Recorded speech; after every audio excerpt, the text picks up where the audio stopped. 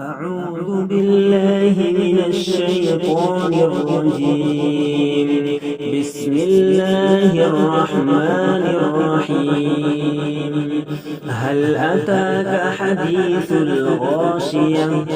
وجوه يومئذ خاشعة عاملة ناصبة تصلى نارا حامية تسقى من عين آنية ليس لهم طعام إلا من ضريع لا يسمن ولا يغني من جوع.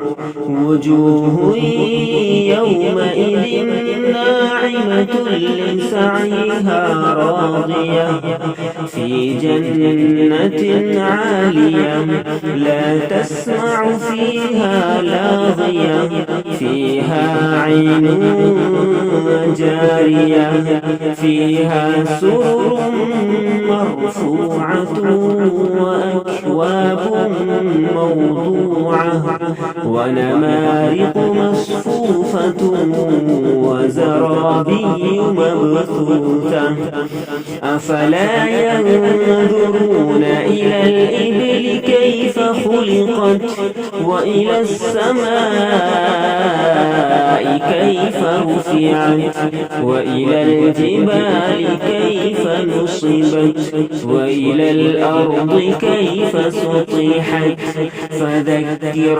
إنما أنت مذكر لست عليهم بمسيطر إلا من تولى وكفر فيعذبه الله العذاب الأكبر إن إلينا إيابهم ثم إن علينا حسابهم.